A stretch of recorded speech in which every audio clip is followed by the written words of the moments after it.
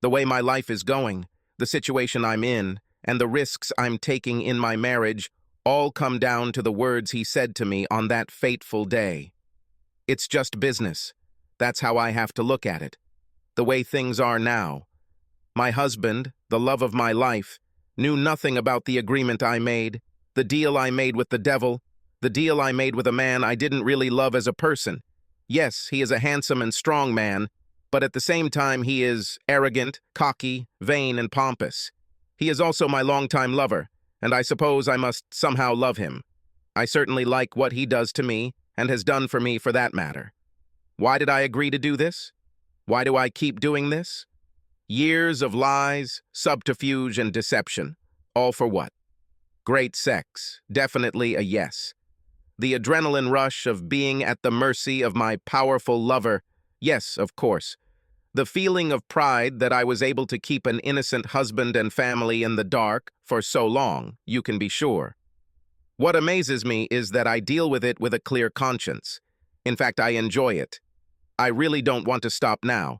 It's part of my life, and it means so much to me. This started so long ago. I must stress that I do not let this affect my husband. As I have already said, he is and always will be the love of my life. My children are very important to me, although my husband does most of the work with them, taking care of them and raising them and such. You see, I'm too busy with work. I love them. Of course I do. And I will protect them above all others, even myself. What my lover gives me is necessary, an important part of my life, but make no mistake, I need my husband and family much more. If I ever had to choose, there is no doubt who and what I would give up. I would certainly miss it. But as long as I don't have to choose, I will continue. So why am I risking something that is so important to me? To explain, I have to go back to my school and university days, the happy, carefree, simple days when I had my fair share of random guys, nothing heavy, just fun evenings generally. I gave my virginity to my first real boyfriend at the end of my senior year.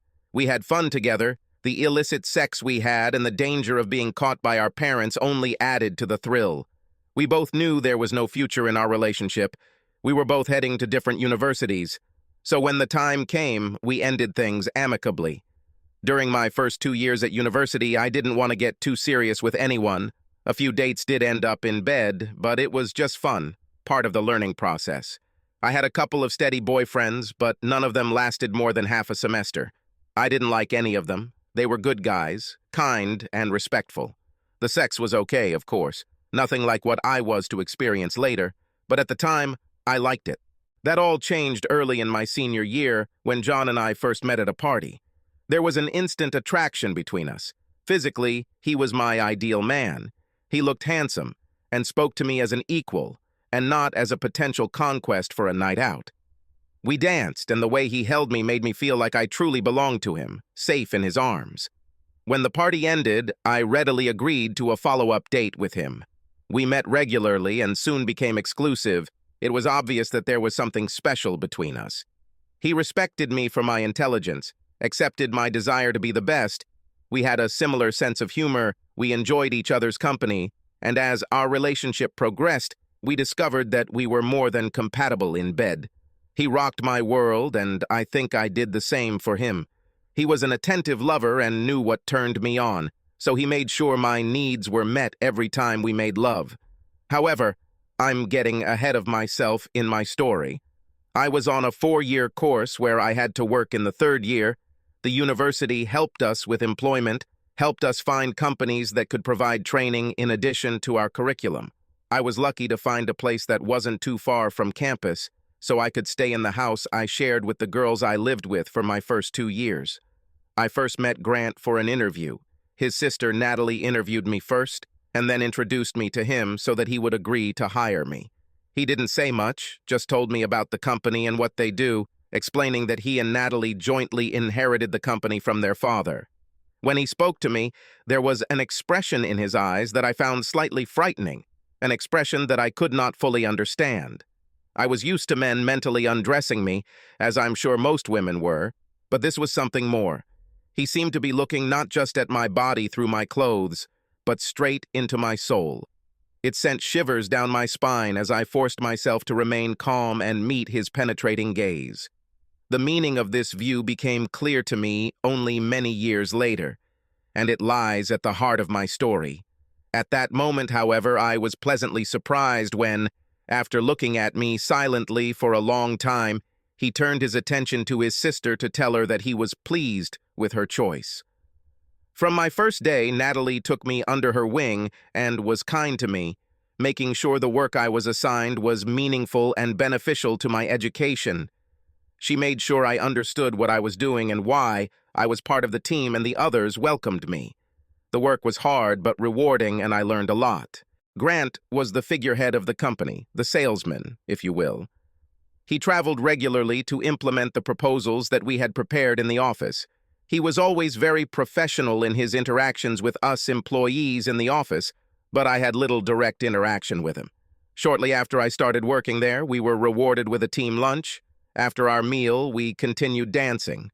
The treat was to celebrate success in winning a lucrative contract, and although I had little to contribute, I was invited to join them, as in all subsequent cases. During the first outing, the men on the team flirted with me, and to some extent I tried my best. It was all good, harmless fun. Since all the men except one were married, I made it clear that it was just fun. I had no interest in pursuing anything further with any of them. Grant seemed somewhat distant from us, with the possible exception of Cindy, who was about 5 years older than me. I thought I saw a look pass between them, a brief, intimate exchange that no one else seemed to see. I knew she was married because she told me about her husband and children over dinner one day, so I was a little surprised by what I thought I saw. Apart from this brief interaction, nothing else seems to be wrong. The rest of the team, including Cindy and Grant, seemed at ease with each other and regularly swapped dance partners. Perhaps I was mistaken, reading too much into the very short conversation between them. My chance to become Grant's partner came quite late, and it was just one dance. He was a true gentleman throughout my short stay with him and smiled as he thanked me for being a good partner. After that first meeting, I noticed that guys stopped flirting with me. They laughed and joked with me, but the sexual overtones disappeared.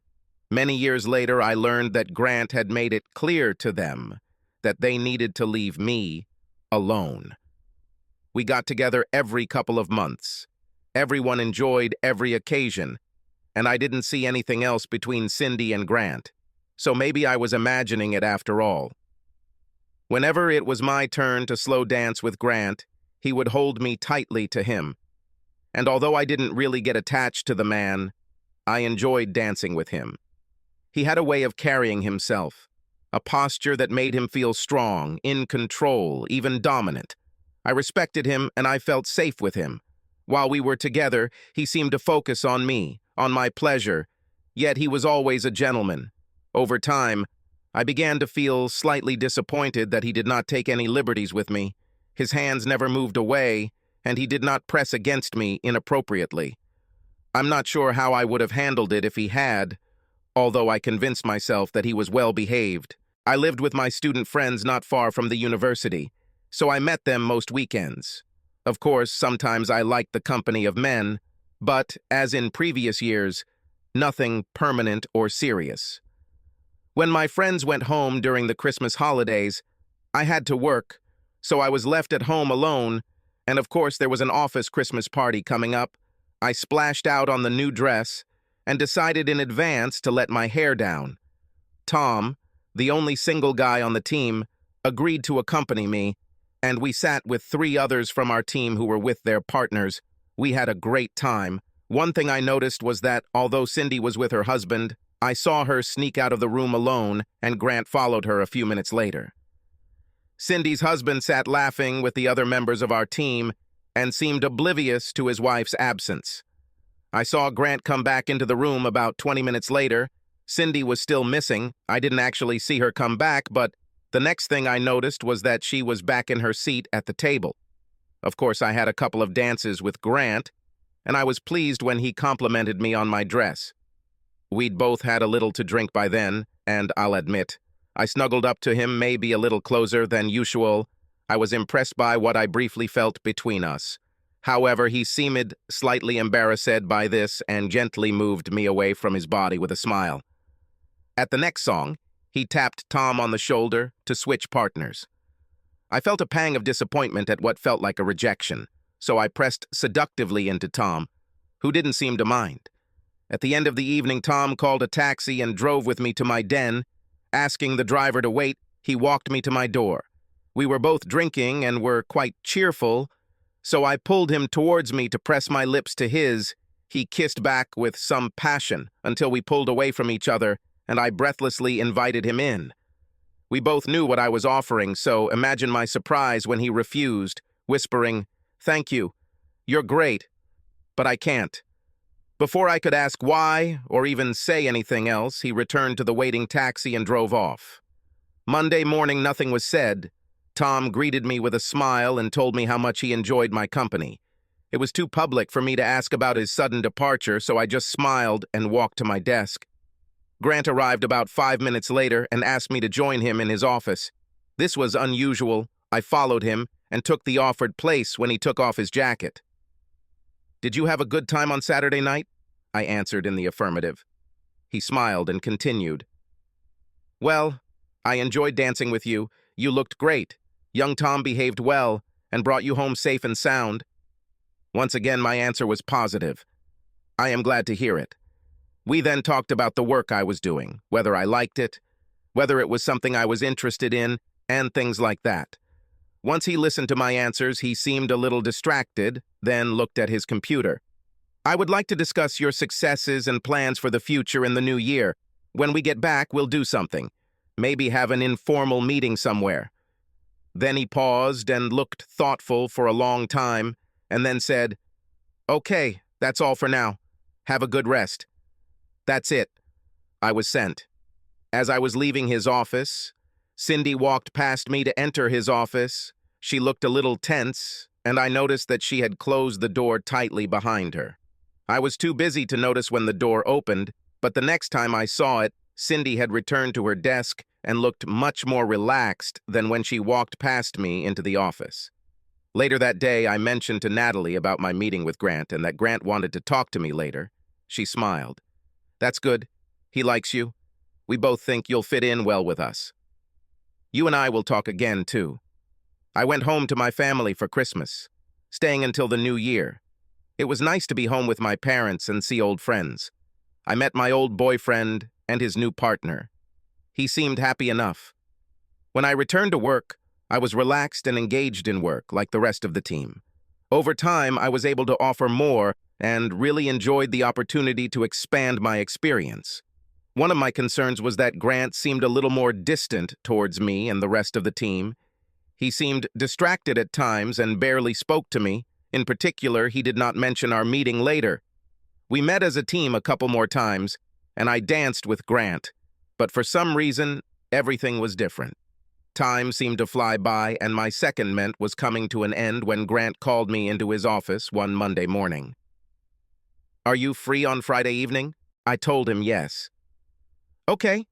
I'll pick you up at 7 o'clock. We can talk about your future, get dressed for food, and maybe we'll dance a little."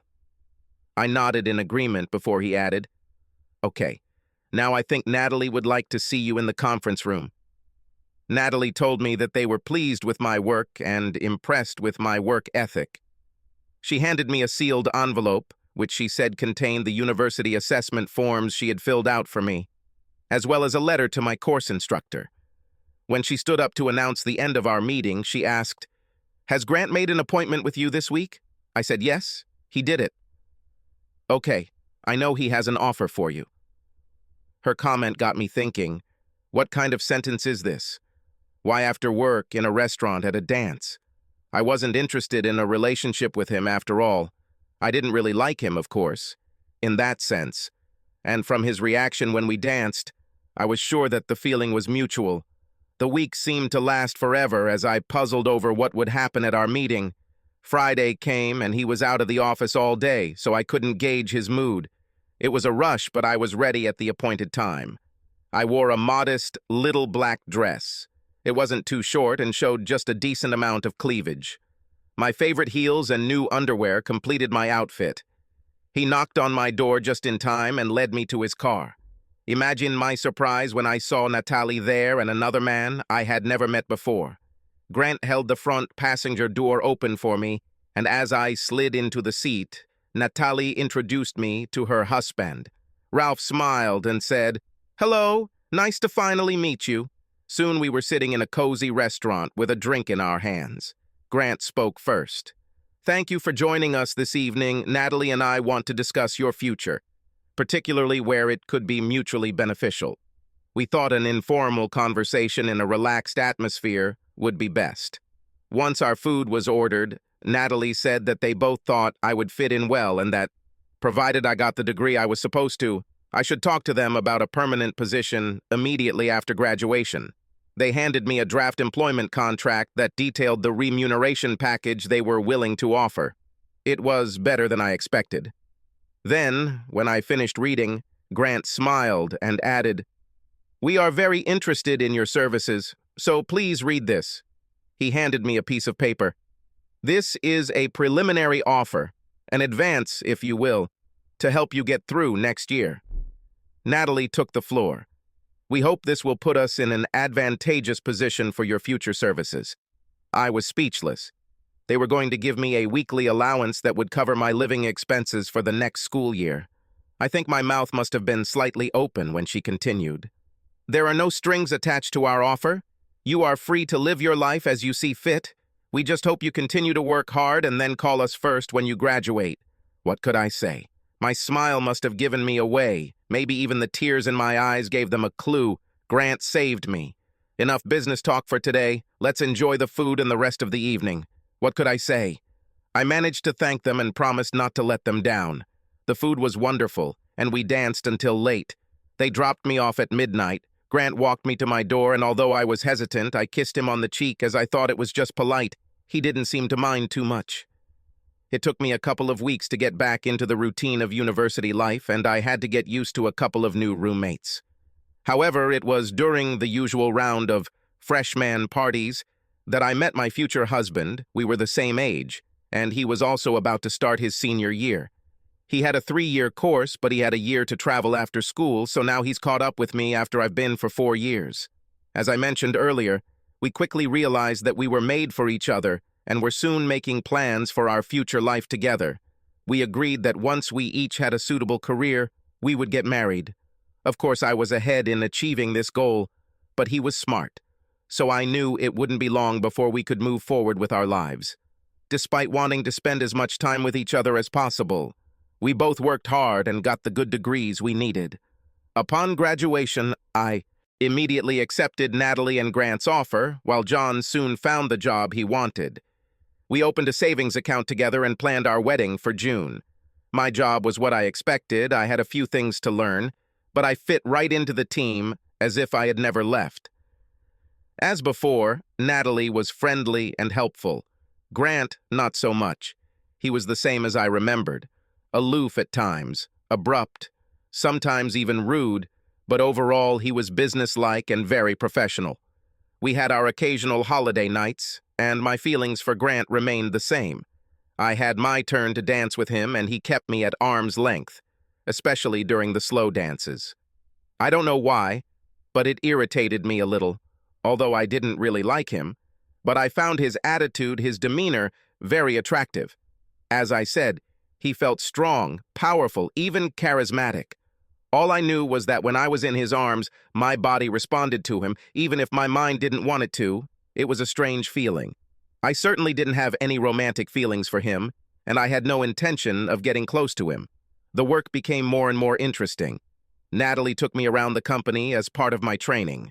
I learned a lot, but I wondered where my future workplace was.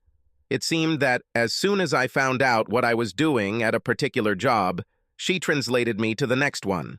One day I asked for a meeting to discuss this. She explained that with my education I could handle any job, so she wanted me to get a thorough understanding of the entire company, and then when the time came, I would be promoted according to my knowledge and position. One of the issues I needed to discuss was that, as a young married woman, I would soon want to have children. Natalie smiled and said, "Of course you will, and I want to assure you that we will support you in everything." I wondered how it was possible that I would need to take time off, maybe even resign, to take care of any children we might have. She brushed it off with, "I'm sure your husband will support you if you decide to stay at work. We will make sure you get help." And so, when 18 months later I told Natalie that I was pregnant, she transferred me to our accounting department. I had previously worked there, so I knew what was needed. For the next 5 months, I was remote, with a home office, a computer connected to the company server, and the task of modifying our financial systems to cope with remote management. I was encouraged to work from home to check systems if I had a busy day or a clinic visit. My son Aaron was born without complications, and Natalie took a break for the first few weeks, while I breastfed and adjusted to the routine of a new mother. In fact, she visited me regularly, often working in my home office all day. Once things got better for me and John got used to being a hands-on dad, I had to go to the office 1 day a week. We developed a procedure to do this, and all was well in my world. The days at the office gradually increased, and we hired an au pair to help with the baby. I soon became pregnant again, and, following a similar procedure, eventually became the proud mother of a healthy daughter, Sophie. John and I decided that 2 kids was enough for us, so I went back on birth control, and John had a vasectomy. When I mentioned this to Natalie one day in conversation, she seemed pleased, but did not say anything significant about it. After 6 months, I was promoted to a management position, and what was strange was that I continued to move around the business, now heading every department in which I worked. I was now in management meetings with Natalie and Grant, where we discussed strategy and plans. Then, a year after Sophie was born, my life took a completely unexpected turn. "We have an important matter to discuss with you, and we would like to do so without delay. Please, after work today, I expect this will take at least a couple of hours, so apologize to John and join us in the meeting room in half an hour, please." Natalie said a little more formally than she usually spoke to me. When I arrived, Grant was already there, sitting in a chair in the corner of the room. He pointed to the sofa and invited me to sit. Natalie joined me and sat in another chair. "Coffee for everyone?" Once we had sorted out our drinks, Grant dropped the bomb. "I want to leave the company. I won't retire, but I won't be so involved in the day-to-day business." I opened my mouth to ask the many questions that flooded my mind. I worked in all areas of the business except part of it, and no one else replaced it. He was unique in the company, and as far as I could tell, he was the key to its success, and perhaps even its survival. Before I could say anything, Natalie began, "We want you to take on the role of Grant. You know how our company works. You are smart, enthusiastic, and, most importantly, loyal." I must have looked shocked. At that moment, of course, I couldn't find the words. Grant took the floor. "I'm not going to leave completely just yet. I'll obviously need to pass on my knowledge, train you if you want. I'll spend up to 2 years introducing you to what I do and passing on my various contacts. I know that you can handle this job. You are perfect for it, but there is one condition." Then Natalie interrupted him. "You, of course, will become a director and will have the title of vice president. Your salary and benefits will increase accordingly. If your training period is completed successfully, you will receive a number of shares in the company, becoming co-owners along with Grant and me." She slid a document across the table to me that outlined the details of the offer, and I was amazed at what they thought I was worth. "I'll leave you now to discuss this with Grant." With these words, she took her purse and left. "And what do you think?" Grant intervened. "Are you excited about the prospect of being with me?" I immediately thought that was a strange thing to say, especially when I saw a teasing expression on his face that I hadn't seen before, perhaps a slight smile on his lips. As soon as I noticed this, he again became the Grant I always knew. "John will need to be on board because there will be times when you will need to travel with me." "Well," I began. "Wait, there is one condition, an important consideration, which, I'm afraid, is not negotiable." With that, he stood up and sat next to me on the plush leather sofa. He looked me straight in the eyes and said, "There is a price to pay for my skill and mentorship. He brought his face close to mine, then spoke words that sent a shockwave right through me. "I'm going to have sex with you." Wow, I was caught off guard, completely stunned. I wondered if I had heard him correctly. My jaw must have dropped because before I could react, his lips met mine, his large hand holding my head in place as he stunned me with a passionate kiss. Holding my breath, I tried to resist. I put my hands on his chest, pushing away, but he was too strong. His other hand caressed my chest. I was losing the battle. I felt how my whole body was reacting, despite the objections of my rational mind. His eyes were locked on mine as he continued to kiss me. He caught my hand when I tried to slap him. Then when he broke the kiss, I screamed at him. "You arrogant pig! How dare you do this to me? Who do you think you are?" I tried my best to pull my hands away from his as I continued my tirade. "Leave me alone! Let me go! You know that I am a married woman." His burst of laughter interrupted me. "Yes, I know that you are married. I hope you are happy. That's the thing, you understand. I only need you as a married woman. For this to work, you must be married." His answer stunned me. He emphasized should, and now I also paid attention to him. I've always struggled with relationships. All the attractive women I meet are either married or gold-digging. The last group is of no use to me, but the destruction of a happy marriage is more attractive to you, isn't it? I was indignant, rising to my feet. You take pleasure in destroying families, causing suffering and disappointment, don't you? Standing and looking down at him as I finished my statement, I noticed that he was smiling at me, waiting for me, looking annoyingly calm. You misunderstood me. I am not interested in ending your marriage. I want you to return home to your family. It is important to me that you remain in love with your husband, as I don't need your emotional attachment. I definitely don't want you to fall in love with me. I just want my basic needs met. He stood facing me. I find you extremely attractive. You are beautiful, very smart, and, most importantly, ambitious. His hands were now on my hips. I wanted to have sex with you from the first day I met you, but you were single. Now you want my job. The time has come, and all I want in return is you. Why now? I interrupted him. Why did you wait until I had a husband and children? That's the whole point, don't you understand? He gently brushed a stray strand of hair from my face. My needs are simple. I don't want anything related to a permanent relationship. I just want you to satisfy my carnal need and do it regularly. But I don't even like you. You're rude. The whole time I've known you, you've kept me at arm's length, shown no interest in me as a woman. I just don't understand it. Why the hell should I agree to your condition? The annoying smile returned. Because you are ambitious. You want this job. You need the power that it will give. Prestige is important to you. The whole package worries you a lot. I see it, and you know it.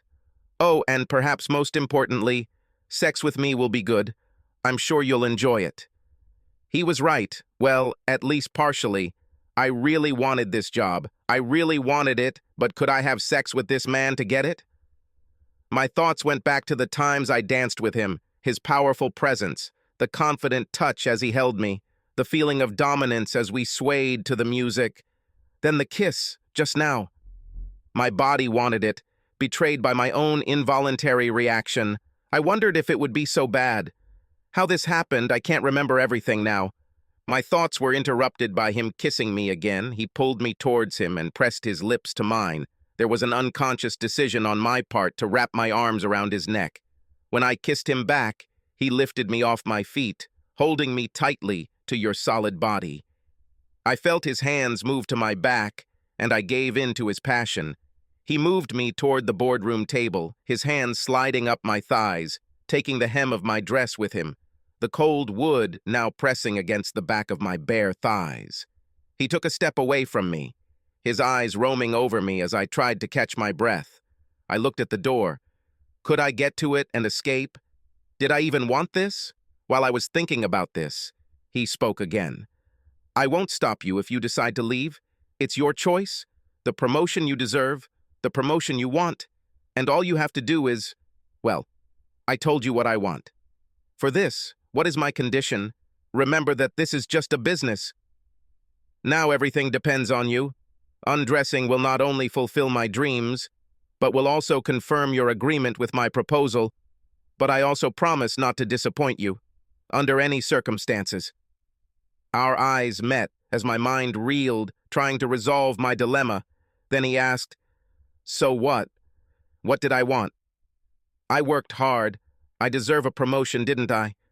Could I have deceived John, my love, the man of my dreams, my dear John? Would submitting to this arrogant man really be that bad? Could this job be worth the risk I would take? How would I hide this from my family? Did I want this?" All the while my mind was pondering these questions, my body was making a choice. Involuntarily, my shaking hands unzipped the dress.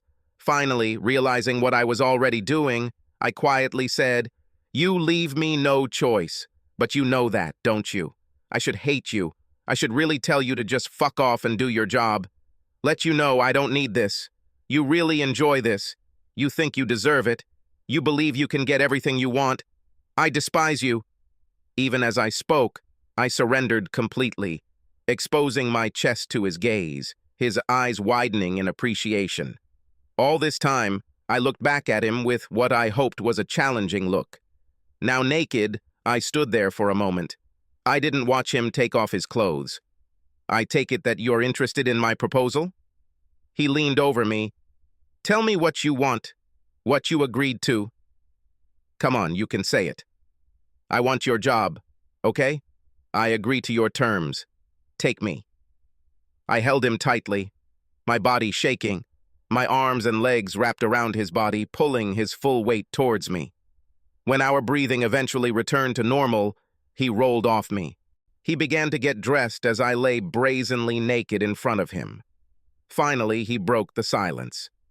"Put on your dress. We need to discuss more details, but not here." Without protesting, I obediently obeyed. As soon as I put on my dress and shoes, he led me out of the office and took me to his car. I looked questioningly. He knew what I wanted. "To my apartment. It's not far. I hope you bought us enough time." His apartment was expensively furnished. I only glanced briefly as we hurried to his bedroom. Once again, the man's power took complete control of me, and soon I was lost in the oblivion of lust. This was not lovemaking that I shared with John, but instead, it was unbridled passion. Two people lost in desire, desperate to touch, feel, and taste every part of each other. Once I calmed down, he took me to the bathroom where I showered. He handed me some underwear and I quickly got dressed. "Discuss everything with your husband over the weekend. Make sure travel is not an issue, and we will discuss everything in more detail on Monday morning. Best to do this before the others arrive, say at 6:30 a.m. He brought me back to my car when I was about to leave him. He kissed me and said, "Thank you. It was everything I hoped for. You are simply the best, exactly what I imagined, and I look forward to many more repetitions." I could only watch with wide eyes as he continued, "Now I have your consent. I intend to have sex with you anytime I want, and you will comply with my wishes. After tonight, I know that you will obey my desires, and you will definitely like it." It was not a question. Too stunned to respond, I left him and went home to my husband. My head was spinning from the business opportunity that had just presented itself to me. Now looking back, I'm ashamed to admit that what I had just done to deserve it was forgotten, transferred to the part of my brain that had no conscience, the part that was ready to accept what he said. It's just business. The end justifies the means.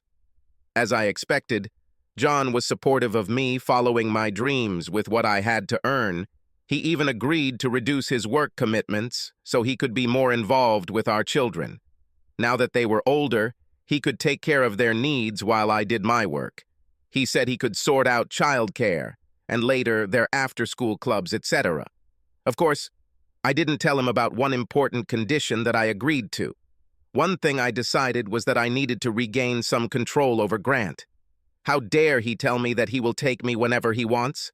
I would have talked to him as soon as I walked in on Monday. I would have let him know that sex with him would be on my terms. Part of me, I think, was honest enough to know that I would eventually give in to him, and so I accepted it. We just had to be careful. So it was bright and early Monday morning when I began what was to be the most amazing week for me. Grant was at his desk when I arrived, so I started explaining to him that what we did on Friday was wrong. You can't just demand sexual favors to satisfy yourself. That's all I had time to say when he interrupted me. Take off your dress. His words stopped my flow. I wasn't sure what I had just heard. Now, take it off now. His eyes were locked on mine as he moved toward me, moving with animal speed to enfold me in his arms, his lips preventing anything but a moan from escaping. I felt all my resistance weaken before he retreated. What don't you understand? Your training has already begun. I want to see your body now. What could I do? My dress ended up on the floor. He looked at my nakedness with a satisfied smile. So, what were you talking about? I tried to resist. I really resisted, but the words would not come out of my mouth. He threw me over his knee and spanked me, really spanked my bare bottom and even made me count each spank. Tears of pain streamed down my cheeks for the first few minutes. And then it happened. I went crazy with desire, begging him to take me. He completely dominated me and, to my shame, I loved every second of it. When he was done, we cleared out with only a few minutes left before the rest of the staff arrived. As soon as Natalie arrived, Grant and I met with her to sign my new employment contract, etc. I could tell by the look on Natalie's face that she was fully aware of the deal I had made with Grant, but she didn't say anything about it, at least not then. As soon as the rest of the staff arrived, they were informed of my promotion and new responsibilities. The only surprise that surprised me was that Cindy was no longer part of the team. Natalie informed us that she had resigned immediately. I was never meant to find out for real, but I suspect I took her place as Grant's new toy, and that's why she left. I spent most of the day clearing out my desk, handing over everything I was working on to my old team. I didn't spend any more time alone with Grant that day. Early Tuesday morning found me again in Grant's office, this time barely protesting. I didn't seem to like the man, but I certainly liked what he did to me, and to my shame, I found that I now looked forward to working under him in every way. I took over what used to be his desk, as he preferred to work in the easy chair located in the bay window niche. We discussed the projects he was working on, and he divided them up, advising me what I should do with the ones I was allocated first.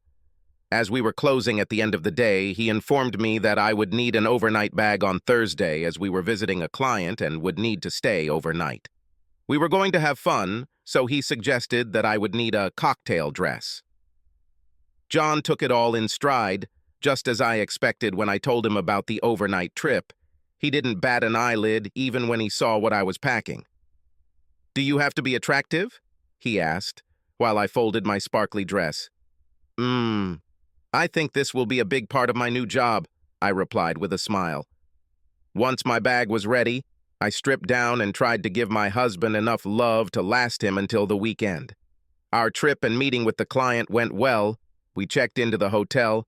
I was not surprised to find that only one room was booked. What I didn't expect was that it was in my name.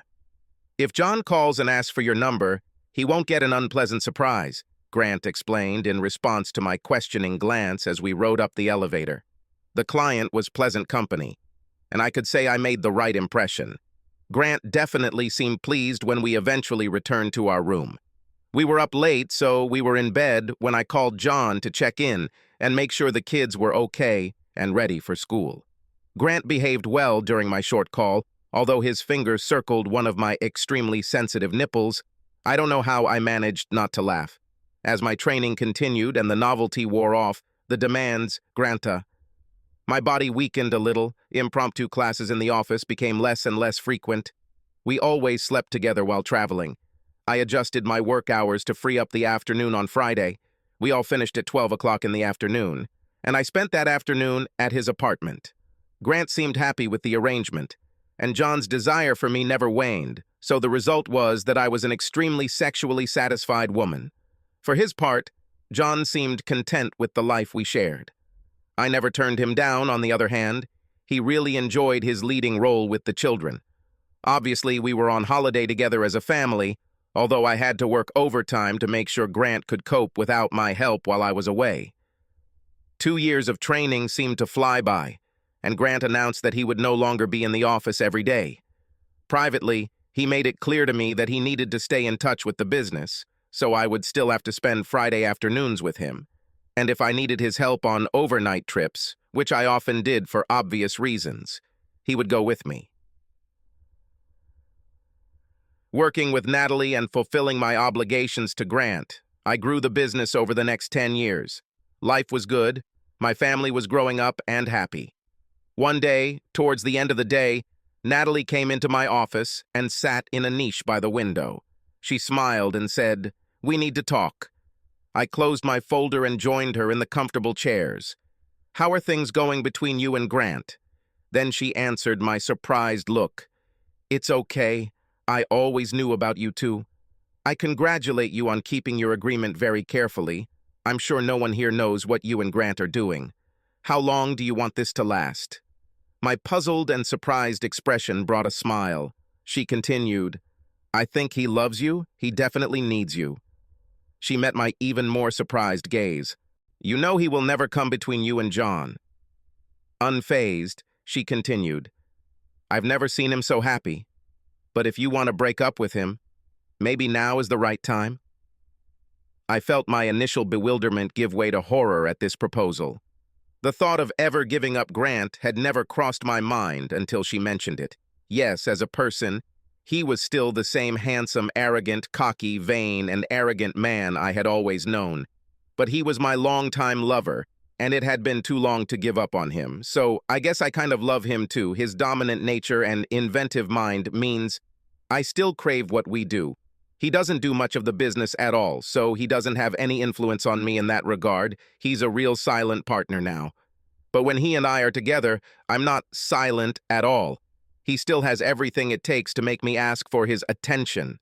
That's why I continue to do it, and why I will never voluntarily give it up. I hesitantly asked Natalie if she thought he was getting bored with me. Natalie knew me so well. She always knew how to read me. So she smiled as she answered, "No. Quite the opposite. We both saw something special in you, and we were right. The years that we worked together testify to this. But perhaps changes are coming." She looked thoughtful for a few moments, then quickly added, "Invite Grant here tomorrow. We need to hold an emergency board meeting. I need to discuss something important." Without waiting for an answer, she left the office. The three of us sat down at the table in the meeting room. Natalie broke the silence. "I want to retire. It's time for me." Grant and I looked at each other. She continued, "We have a business proposal, an offer that will benefit all three of us. I want us to accept it. The offer is strictly limited in time. I must inform my partners the answer in an hour." She presented us both with a document detailing the proposal. I understood why she would want to agree. It was an exceptionally good offer. Our team will be retained by the new owner with improved benefits. The buyer will install their own manager, so that's the most will affect me specifically. My advantage is that my share of the purchase price will allow me to retire without having to work. Grant looked at me. "You're the youngest. I don't think you've planned to retire yet. I suppose you could negotiate a position with the new owner, but..." I held Grant's gaze for a moment, then turned my attention to Natalie. They were waiting for me to say something. "I see that from your point of view, the offer is too good to refuse. You and the company have given me so much, and now I'm glad to give it up to return to my family." I saw a dark shadow pass over Grant's eyes and continued, "And so I approve of it, but now I have a condition." They both fidgeted in their seats, waiting for me to find the words. "I enjoyed every day spent here with you and the whole team. I am proud of my achievements and glad that I played a role in the success of the company." My serious expression turned into a smile as I continued, "I also have an ideal family, a husband whom I love and who loves me. My wonderful children are mainly thanks to my husband. Now I can enjoy the reunion and more active communication with them. Of course, you know how important my family is to me, But do I really want to give up my job here completely? I left it hanging, and then I was sure I had their full attention. But, to quote what was said to me many years ago, it's just business. As I repeated Grant's words from our past, I met his gaze and saw him smile. I stood up from my seat, then straddled him, pressed my lips to his for a long moment, then finished. Retired or not, I paused for effect. I will still have sex with you. I turned to look at Natalie and said, slightly out of breath, sorry, I know he's your brother, but I can't resist a handsome, arrogant, demanding bastard. I made a deal with the devil, a compromise that led to years of lies, cheating, but in return, I got great sex from him, and I never want it to end. He is a part of my life, and what we have in common means a lot to me. Natalie didn't say anything. She just smiled, then picked up her purse and left Grant and I for our private negotiations. We sold the company, and a month later, I started a new chapter in my life. Overall, John seemed happy to see me home more often, but looked puzzled when I got dressed, ready to go out that first Friday lunchtime. I thought you retired? Oh, sorry. Didn't I say that my special skills are still needed, so my services have been kept for 1 day a week, although sometimes I may need to travel. I smiled sweetly and walked past him. I have to go. Don't worry. I'll be back soon. It's just business. Subscribe to our channel so that your second chaff doesn't cheat on you, and go ahead and listen to the next story, because this story is nothing compared to the next one. If you're under 18, don't even think about listening to the next one.